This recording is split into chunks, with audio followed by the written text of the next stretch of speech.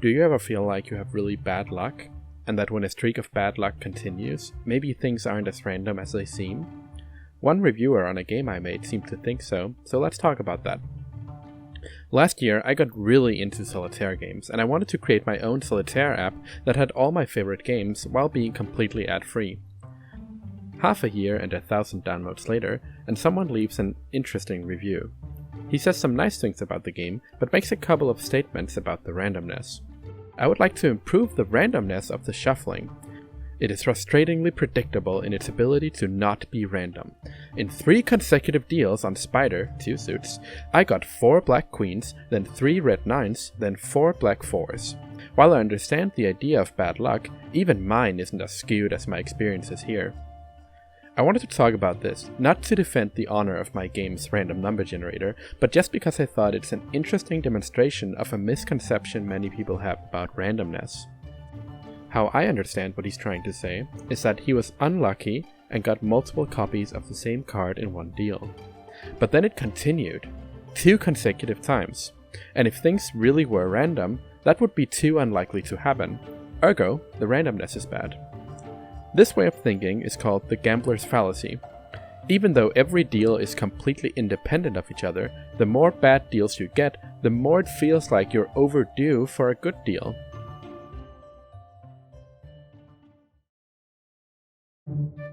Most people intuitively understand that the probability of a coin landing heads up is about 50%. They also understand that if you do 1,000 throws, this will mean that each side comes up roughly 500 times. The mistake is believing that this therefore means that those results of heads and tails will occur with an even distribution. People think this because they understand that getting heads has a chance of 50%. Therefore, getting heads 2 times in a row has a chance of 25%. If that happens, you also know that getting heads 3 times in a row has a chance of 12.5%. So it's tempting to think that because you already got heads 2 times in a row, there's now an 87.5% chance of getting tails. But we need to take into account that we've already gotten the first 2 heads. The 12.5% chance is only true when observing from the beginning of the probability tree, i.e. when considering the next 3 throws. When considering just 1 throw, the probability for heads to come up is always just 50%. The situation probably isn't helped by the fact that we're talking about cards, where a lot of people have another intuitive understanding. Imagine shuffling a deck of cards and dealing 1 card out at a time. The more black cards you get in a row, the chance of getting a red card does actually go up, since there are now fewer black cards and red cards remaining in the deck. This, however, is not the case for dealing new games.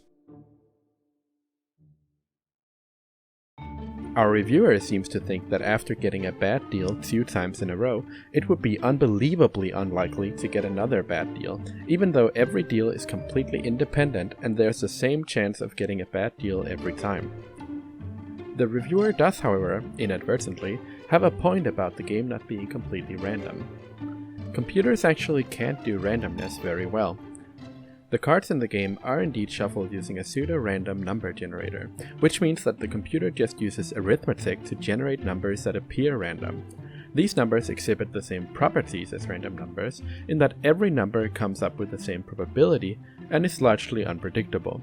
Let me show an example. Say I want to find out which of the 52 cards to put at the bottom of the deck. The computer actually generates a number between 0 and 2 billion, the highest 32-bit number it can count to. Then, it divides by 52 and gives me the remainder. Let's say that's 35. So I put that card on the bottom.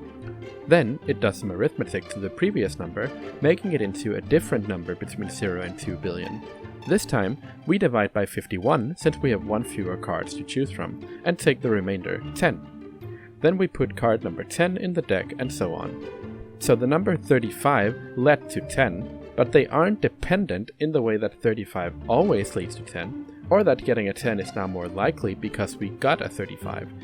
Since there are 2 billion numbers but only 52 cards, there are millions of numbers that can produce 35 as the bottom card, but each of them lead to a completely different sequence of cards. The shuffling mechanism in the game isn't concerned with producing a good or bad deal for the player. This particular reviewer experienced 3 unlikely bad deals in a row and lumped them together as one type of deal you can get, and assumed that he was now overdue for a good deal, trying to equate getting 3 bad deals in a row to getting heads 3 times in a row. In reality, those 3 deals didn't even have the same cards. They were all completely unique deals that just happened to be undesirable in the game of Spider. Who knows, those same decks could have been really good had they been dealing to the game of Klondike instead. In conclusion, things like shuffling cards and flipping coins are independent of previous outcomes. Therefore, getting one result over and over does not mean that the result is now less likely to occur. Similarly, what is lucky or unlucky to us as humans under the rules and games we play does not in any way affect randomness and the outcomes it produces. While it's unlikely to get a deal with 4 identical cards in 2-suit Spider, each one of those deals have the exact same probability as any other possible deal.